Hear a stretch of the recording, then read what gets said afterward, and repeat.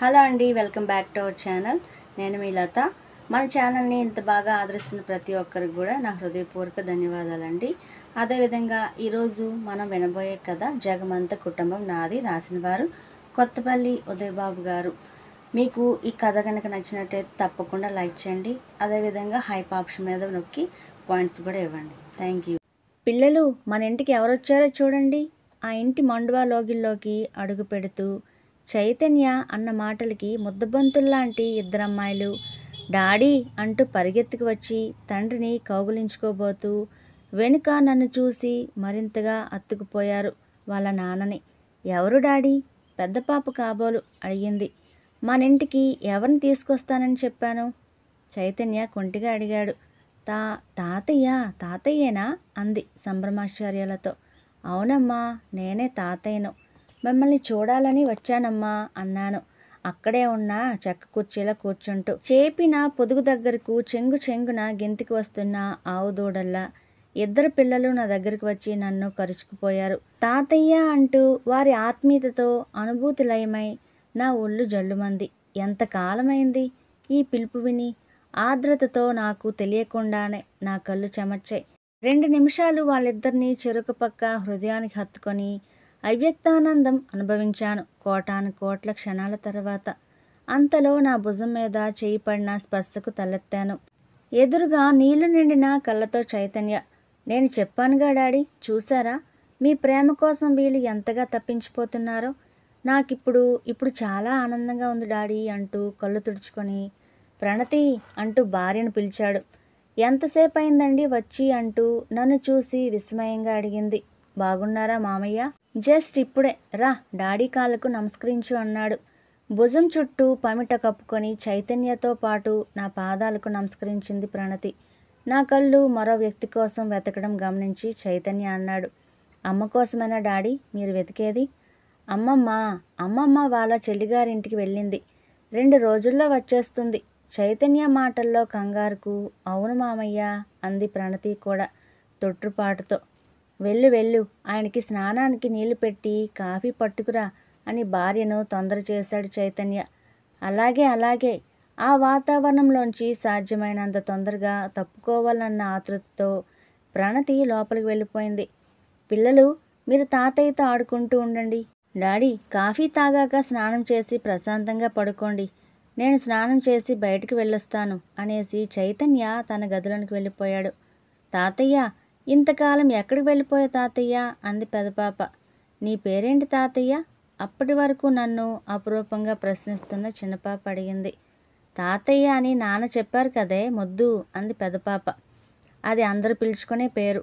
నేను తాతయ్యని రాసుకునే పేరు అడిగాను. నువ్వే ముద్దువి కదా తాతయ్య అంది చిన్నపాప. ఎవరి వైపు చెప్పినా ప్రమాదమే. అప్పటికే వాళ్ళిద్దరూ నా తెల్ల మీసాలను 2 చివర్లా మెలి తిప్పుతున్నారు. నా పేరు చంద్రశేఖరం రా, ఇది నేను రాసుకునే పేరు. తాతయ్య అన్నది మీరు పిలుచుకునే పేరు అన్నాను. నేను చెప్పానా నీ పేరు కంటే నువ్వే చాలా బాగున్నావు తాతయ్య అంది చిన్నపాప. ఏం కాదు, తాతయ్య పేరే బాగుంది అంది పెదపాప. కాదు, తాతయ్య బాగున్నాడు. కాదు, పేరే బాగుంది. ఇద్దరు వాదనకు దిగారు. అబ్బబ్బా, 2 నేనే కదమ్మా, అవునా కాదా అన్నాను వాళ్ళను సముదాయిస్తున్నట్టుగా. ఇద్దరూ వాదన ఆపి తలలూపారు. అంతలోనే కాఫీతో వచ్చింది ప్రణతి. ఈ వేడి నీళ్ళు కాగుతున్నాయి మామయ్య, ముందు కాఫీ తీసుకోండి. నువ్వు కాఫీ తాగుతూ విను తాతయ్య, నేను మా స్కూల్ విశేషాలు బోలెడు చెప్తాను అంది చిన్నపాప. నువ్వేనేంటి, నేను మా ఫ్రెండ్స్ కబుర్లు ఎన్నో చెప్తాను అంది పెదపాప. అబ్బా, అలా దెబ్బలాడుకోకండర్రా అన్నాను వెచ్చని కాఫీని సిప్ చేసి. అది దెబ్బలాట కాదు తాతయ్య, పోటీ ఉన్నప్పుడేగా బాగా చెప్పాలనిపిస్తుంది. ఎవరు బాగా చెప్పామో విని నువ్వు బహుమతి ఇవ్వాలి అంది చిన్నపాప. గడుగ్గాయలు అనేసి నవ్వుకుంటూ లోపలికి వెళ్ళిపోయింది ప్రణతి. నేను పిల్లల కాలక్షేపంలో పడ్డాను. మధ్యాహ్నం భోజనం చేసి విశ్రమించాను. కలత నిద్రలో ఎవరో మా ఇంటికి రా అని లాక్కుపోతున్నారు. అందరూ పిల్లలే. హఠాత్తుగా మెలకు వచ్చింది. మనవరాళ్ళు ఆడుకోవటానికి వెళ్ళిపోయినట్టున్నారు. పక్క గదిలోంచి నెమ్మదిగా వినిపించినా తీవ్రంగానే ఉన్నాయి మాటలు. ఎవరితో ఎక్కడికి వెళ్తారో చెప్పరు, ఎప్పుడొస్తారో చెప్పరు. ఆ అప్పుల వాళ్ళకి, చీటీలు కట్టే వాళ్ళకి సమాధానం చెప్పలేక చచ్చిపోతున్నాను. మొత్తం అందరికీ కలిపి 10,000కి పైగా వడ్డీ కట్టాలి. మీకేమో చీమ కుట్టినట్లయినా ఉండదు. ఆవిడ తీర్థయాత్రలు పుణ్యక్షేత్రాలు అని తిరుగుతుంది. ఎప్పుడో మీకు చెప్పకుండానే ఊరేసుకు చస్తాను. అప్పుడు తెలుస్తుంది నా విలువ, ప్రణతి అంటోంది. అబ్బబ్బా, నీతో వేగలేక చస్తున్నాను. ఉద్యోగం రాకుండా పెళ్లి వద్దు మొర్రో అనంటే వినలేదు మా అమ్మ. పెళ్ళైన వెంటనే పిల్లల్ని కనకపోతే ఏదో లోపం ఉందనుకుంటారా సన్నాసి అని తినేస్తుంటే 2 ఏళ్ల తేడాతో ఇద్దరు ఊడిపడ్డారు. మనిషికి మనిషి పెరిగే కొద్దీ ఖర్చులు. నేను మాత్రం ఏం చేయను. ఏం చేస్తారు? మళ్ళీ వెళ్ళిపోయి ఓ వారం రోజుల తర్వాత వస్తారు. ఎక్కడికి ఎందుకు వెళ్తారో తెలీదు. ఈలోగా నేనిక్కడ కుక్క కాట్లకు చెప్పు దెబ్బలు తినాలి. అది సరే, ఎన్ని రోజులుంటారు ఆయన? ఎన్ని రోజులుంటే నాకెందుకు గాని ఓ 10,000 సాయం చేస్తాడేమో అడగండి. పిల్లలు తాతయ్య కోసం అలమటించిపోతుంటే బ్రతిమాలుగా వచ్చాడు. నువ్వేం కంగారు పడకు, ఏదో విధంగా ఆ డబ్బు నేనే ఏర్పాటు చేస్తాను. ప్లీజ్ ప్రణు, అర్థం చేసుకో. డబ్బు లేకుండా ఇంటికొస్తే మాత్రం ఊరుకునేది లేదు. సరే, ఆయన లేస్తాడేమో, జాగ్రత్తగా మేనేజ్ చెయ్యి. నా గురించి అడిగితే రాత్రికి గాని రాడు అని చెప్పు. సంభాషణ అయిపోయింది. అన్ని మాటలు విన్న నేను నిట్టూర్చాను. ఈ ప్రపంచంలో అందరికీ లేదా ప్రతి ఒక్కరికి ఎదుటివారి దగ్గరున్న వాటిలో ఒక్కటైనా కావాలి. అవును, పుట్టిన బిడ్డకు తల్లిపాలు కావాలి. తల్లి లేని బిడ్డకి ఆలంబన కావాలి. ఆలంబన దొరికిన వాడికి అవసరాలు తీర్చే డబ్బు కావాలి. డబ్బు సంపాదించే మార్గాలు కావాలి. మార్గాలు దొరికిన వాడికి పెట్టుబడి కావాలి. పెట్టుబడి పెట్టిన వాడికి లాభాలు కావాలి. లాభాలు వచ్చిన వాడికి సౌఖ్యాలు కావాలి. సుఖాలు మరిగిన వాడికి చివరికి ఒంటరితనం కావాలి. ఒంటరిగా మిగిలిన వాడికి చివరికి మనశ్శాంతి కావాలి. ఇలా ప్రతివాడికి ఏదో కావాలి. అలా కావాలనే తాను అంగీకరించి ఇక్కడికి వచ్చాడు. ఎన్ని కోట్లు గుమ్మరిస్తే ఆ పిల్లలు 3 గంటల పాటు అందించిన ఆనందం దొరుకుతుంది. మనిషి మనుగడకు సంజీవనంలా పనిచేసే ప్రేమను కూడా డబ్బు పెట్టి కొనుక్కొని దౌర్భాగ్యం రావడం ఎంతటి దురదృష్టం. నా ఆలోచనకు అంతరాయం కలుగుతూ అలికిడైంది. వెంటనే కళ్ళు మూసుకున్నాను. నేను పడుకున్న గదిలో ఏవో చిన్న చప్పుళ్ళు, అనంతరం వెళ్ళిపోయిన చప్పుడు. 5 నిమిషాల అనంతరం కళ్ళు తెరిచాను. ఈ వయసులో తప్పు చేస్తున్నానా? ప్రమీల నాతో 30 సంవత్సరాలు కాపురం చేసి కాలగతిలో కలిసిపోయింది. తరువాత నా జీవితం నా కొడుకు నందు, కోడలు ఐశ్వర్యల దగ్గరే గడిచింది. తమ ఇద్దరికీ వచ్చే జీతాలతో స్థాయికి మించిన విలాస జీవితానికి అలవాటు పడ్డ ఇద్దరు అనునిత్యం పోట్లాడుకుంటూ ఉంటే నా పెన్షన్, ఏటీఎం కూడా అప్పగించేశాను. నాకంటూ ఆ ఇంట్లో మిగిలిన ఆశ సుష్మా తల్లి, నా బంగారు తల్లి, నా ముద్దుల మనవరాలు.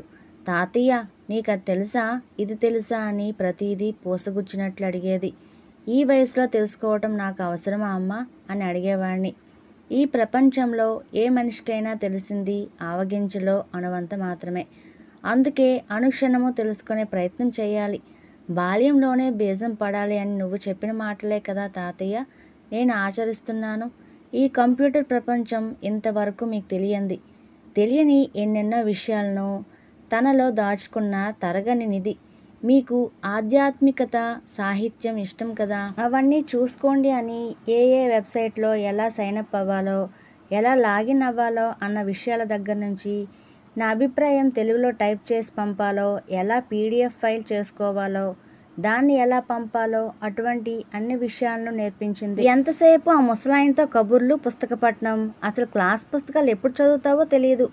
ఆ కాలం చెల్లిపోయిన వాళ్ళతో కూర్చొని భవిష్యత్ తగలేసుకోకు అని ఐశ్వర్య నా ముందే నిష్కర్షగా చెప్పడం విని భరించాను. నా కొడుకు ముఖం చూసి. ఆత్మాభిమానానికి కూడా ఓ పరిధి ఉంటుంది. ఎంతటి ప్రాణికైనా. అది హద్దు దాటితే మన ఆత్మ సంరక్షణ కోసం మనము తల విదల్చక తప్పదు. నా వల్ల సుష్మా తల్లి చదువు పాటవడం నాకు ఇష్టం లేదు. అందుకే వృద్ధాశ్రమంలో చేరిపోదామని నిర్ణయించుకొని నా పెన్షన్, ఏటీఎం కార్డు అడిగేశాను. మీ నెత్తిని కట్టుకుని ఊరేగండి. అది మీరు తీసుకున్నాక ఇక్కడే ఉండాల్సిన పనిలేదు. మీ ఇష్టమైన చోటికి వెళ్ళవచ్చు అంది ఐశ్వర్య చాలా కోపంగా. ఏం మాట్లాడుతున్నావు? ఈ వయసులో ఆయన ఎక్కడికి వెళ్తారు? నందు కోపంగా అడిగాడు. ఆ జ్ఞానం ఆయనకు ఉండాలి. కొరివి పెట్టవలసిన కొడుకింట్లో అణిగి ఓ మూల కూర్చోవలసిందే. అంతే తప్ప నా పిల్ల చదువు పాడు చేస్తే ఆయన్నే కాదు ఎవరిని క్షమించను. అసలు దాన్ని అనాలి. అన్ని అవసరాలు తీర్చి అనుక్షణం దాన్ని ఉన్నతి కోసం ఆరాటపడుతున్న మనల్ని వదిలేసి తాతయ్య అంటూ వెళ్లాడుతుంది. ఇలా కాదు, సాయంత్రానికి దాని పని చెప్తా అనేసి వెళ్ళి ఆ సాయంత్రమే కార్పొరేట్ కాలేజీ హాస్టల్లో సుష్మను చేర్పించేసింది. ఇక ఆ ఇంట్లో నా ఉనికి శూన్యం అనిపించింది. ఇంతలో చైతన్య మా ఇంటికి రండి డాడీ, అన్నయ్య లేకపోతే నేను లేనా అనటంతో ఇక్కడికి రావడం జరిగింది. దీర్ఘంగా నిట్టూర్చిన అనంతరం లేచి షర్ట్ వేసుకొని హాల్లోకి వచ్చాను. ఇల్లు ప్రశాంతంగా ఉంది. లేచారా మామయ్య అంటూ మంచినీళ్ళు తెచ్చి ఇచ్చింది ప్రణతి. పిల్లలేరమ్మా, మీరు అలసిపోయి పడుకున్నారు కదా, 4-5 సార్లు వచ్చి చూసి తాతయ్య ఇంకా లేవలేదనుకొని ఆటలకు వెళ్ళిపోయారు మామయ్య. ఇక ఆయన పొద్దున్న వెళ్ళినాయన ఇంతవరకు ఇంటికే రాలేదు. కష్టపడకపోతే 4 వేళ్ళు లోపలికి వెళ్ళవు కదా మామయ్య, టీ తెస్తానుండండి అని లోపలికి వెళ్ళింది. ఆమె ఇచ్చిన టీ తాగి అలా బయటికి వెళ్ళొస్తానమ్మా అన్నాను. సరే మామయ్య అంది ప్రణతి. గేటు దాటి బయటికి రాగానే ఒక 40 ఏళ్ల మధ్య వయస్కుడు ఎదురుపడ్డాడు. నమస్కారం బాబు, ఈ ఇంట్లోంచి వస్తున్నారు, మిమ్మల్ని ఎప్పుడు చూడలేదే. అవును, ఇంతకుముందు ఎప్పుడు నేను ఇక్కడికి రాలేదు. మీది గోదావరి జిల్లా వైపా బాబు అడిగాడు. అవును, ఎలా గుర్తుపట్టావు? మీరు వత్తి పలికే భాష యాసను బట్టి. అచ్చరే గాని బాబు, చైతన్య ఊర్లోకి వచ్చాడంట కదా, అదేమిటి ఇప్పుడు ఊర్లో ఉండడా? భలేవారే బాబు, మీరు అతనికి ఏమవుతారు? అతను మా అబ్బాయి. అయితే మీతో చాలా విషయాలు చెప్పాల, రండి బాబు, అట్టా నడుస్తా మాట్లాడదాం అంటూ ముందుకు నడుస్తూ చెప్పడం కొనసాగించాడు. టీ బడ్డీ కొట్టు దగ్గర కూర్చున్నాం. అరగంటలో మొత్తం చరిత్ర చెప్పాడు అతను. ఎక్కడ చూసినా అప్పుడే బాబు, రోజు 4-5 గుమ్మం ఎక్కితే గాని ముద్ద దిగదు ఆ కుటుంబానికి. ఆ పిల్లల ముఖం చూసి గాని లేకపోతే నా యాల్ది. నేనెవరో తెలిసాక కూడా ఆ మాట అనడం బాగాలేదు అన్నాను. క్షమించండి బాబు, ఇసిగి ఏసారిపోయాను అనుకోండి, వస్తాను అని అతను వెళ్ళిపోయాడు. నేను బాదంకి తాగుదామని జేబులో చేయి పెట్టి పర్స్ బయటికి తీశాను. 5 1000 నోట్లు, 400 నోట్లు, కొంత చిల్లర ఉండాల్సిన పర్సులో 300 నోట్లు, కొంత చిల్లర తప్ప మరేం లేవు. నాకు విషయం కొంత అర్థమైంది. నేను బాదంకి తాగి ఇంటికొచ్చేశాను. సుదీర్ఘంగా రాసిన ఉత్తరం ప్రశాంతంగా మరోసారి చదవటం మొదలుపెట్టాను. చిరంజీవి చైతన్యకి ఆశీస్సులు. ఈ వయసులో ఆశ్రయం కోల్పోయిన నాకు ఎడారిలో ఒయాసిస్లా దొరకవనుకున్నాను. నిజమే, ఒయాసిస్లో నీళ్ళుండవు, ఉన్నట్లు భ్రమ కల్పిస్తుందంతే. నీ గురించి ఎంతో ఉన్నతంగా ఊహించుకున్నాను. నందు దగ్గర కోల్పోయింది నీ దగ్గర పొందవచ్చని ఆశపడ్డాను. చిగురు పిట్టలు అనే నానీల సంపుట్లో ఒక నానీ కవి అన్నాడు, అబ్బాయికి పెళ్ళైపోయిందా రుణం తీరిపోయినట్టే అని. వేల సంవత్సరాల కుటుంబ వ్యవస్థను కూడా చిన్నాభిన్నం చేస్తుంది డబ్బు. మనుషుల మధ్య సున్నితమైన అందమైన ఆప్యాయతానురాగాలు నశించిపోయి ఆ బేటలు డబ్బుతో అతుక్కుంటూ కొనసాగుతున్న దీనావస్థలో ఉంది నేటి కుటుంబ వ్యవస్థ.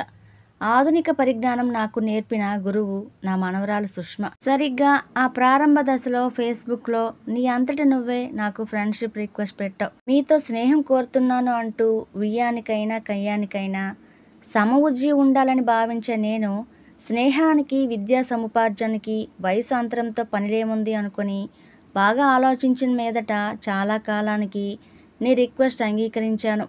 ఈలోగా నీ కుటుంబ పరిస్థితిని నాకు తెలియజెప్పి నీ ఇంట్లో వ్యక్తుల్ని పరిచయం చేశావు. చిన్నతనంలోనే తండ్రిని కోల్పోయిన నేను నిష్కల్మషమైన మీ ప్రేమను కోరుకుంటున్నాను. నా ప్రాణానికి ప్రాణమైన పిల్లలకు తాతయ్య ప్రేమను పంచండి అని అభ్యర్థించావు. మీ ఇంటి ఫోన్ నెంబర్ ద్వారా అందరి చేత నేను తమ సొంత వ్యక్తి అన్నట్టు, కారణాంతరాల వల్ల దూరమైనట్టు, తొందరలోనే అందరినీ కలుసుకొని మీతో ఉండేటట్టు మాట్లాడించావు. నా ఒక్కగానొక్క కొడుకైన నందు, నా ప్రాణాధికమైన సుష్మా తల్లి నాకు క్రమేపీ దూరం అయిపోతున్న సంఘటనలు పునరావృతం కావటంతో నా ఆలంబన కోసం నిన్ను, నీ స్నేహాన్ని అంగీకరించాను. భగవంతుడు ఈ వయసులో నిన్ను నాకు ప్రసాదించాడనుకున్నాను. మీ ఇంటిలో మొదటి రోజు అవ్యక్తానందం అనుభవించాను. కానీ నీ స్నేహం నీ ఆర్థిక సమస్యలు తీర్చుకునే స్వార్థం కోసం ఉపయోగించుకుంటున్నావని అర్థమైన మరుక్షణం నేను చేసిన తప్పు అర్థమైంది. ఆ రోజు నేను పడుకున్న గదిలో నువ్వు వచ్చి నా పెట్టి తెరిచి ఏటీఎం కార్డు పట్టుకెళ్ళావని నాకు అర్థమైంది. నా మతిమరుపు వలన ఏటీఎం కార్డు ఉంచిన ఫోల్డర్ కార్నర్లో ఏటీఎం సీక్రెట్ కోడ్ రాసి ఉంచుకున్నాను. అది నువ్వు గమనించిన విషయం నేను గుర్తించలేదు. దాని ద్వారా 10,000 విత్డ్రా చేసుకున్నట్టు అర్థమైంది. నీ భార్య నా పర్సులోని 5,000 నోట్లు, ఒక 100 నోటు తీసుకున్నట్టు గమనించాను. నిష్కల్మషమైన ప్రేమను కోరిన నువ్వు కూడా డబ్బు మనిషివి అని అర్థమైంది. మనిషి ఒక బాధ్యత స్వీకరించినప్పుడు దాన్ని పరిపూర్ణంగా నిర్వహించడం కోసం అవసరమైతే ప్రాణత్యాగానికైనా సిద్ధపడాలి. పెళ్లి చేసుకున్నావు, భార్యను పిల్లల్ని పోషించాలంటే నువ్వు కష్టపడి తీరాలి, సంపాదించాలి. కానీ నీ పరిస్థితుల్ని, కష్టపడలేని నీ బాధ్యతని బాధలుగా మార్చి ఎదుటివారికి జాలిగొల్పే కథలు చెప్పడం ద్వారా నన్ను మోసం చేయగలిగావు. అటువంటి స్నేహం నాకు అవసరం లేదు. డబ్బు పెట్టి కొనుక్కునే ప్రేమ నాకు వద్దు. ఈ ప్రపంచంలో ఎందరో అనాథలున్నారు. ఎన్నో గుళ్ళు, దైవపీఠాలు, అనాథాశ్రమాలు ఉన్నాయి. అటువంటి చోట నా డబ్బు సద్వినియోగపడుతుంది. జగమంతా కుటుంబం నాది. బహుశా ఇక ఫేస్బుక్లో కానీ జీవితంలో కానీ నీకు కనిపించను. నీ కర్తవ్యం నువ్వు నిర్వర్తించు, నీ ధర్మం నువ్వు నెరవేర్చు. ధర్మో రక్షతి రక్షితః. నిన్ను నమ్ముకున్న వారిని నీ కష్టార్జితంతో పైకి తీసుకునిరా. మనిషిగా నీ జన్మను సార్థకం చేసుకో. ముఖ్యంగా నిన్ను నమ్ముకున్న వారి దృష్టిలో దోషిగా మిగలకు. నువ్వు ఖర్చు పెట్టుకున్న డబ్బు నాకు తీర్చనవసరం లేదు. గత జన్మలో నీకు రుణపడి ఉన్నాను అనుకుంటా. పాపలకు నా ముద్దులు. ఇంతగా చెప్పినా నీ పద్ధతి మార్చుకోకపోతే అది నీ స్వయం కృతాపరాధం. సెలవు. చంద్రశేఖరం. గంట తర్వాత నేను ఎక్కిన బస్సు భద్రాచలం వైపు పరుగు తీస్తుంది. ఇప్పుడు నా మనసు గూడు వదిలిన గువ్వలా హాయిగా ప్రశాంతంగా ఉంది. సమాప్తం.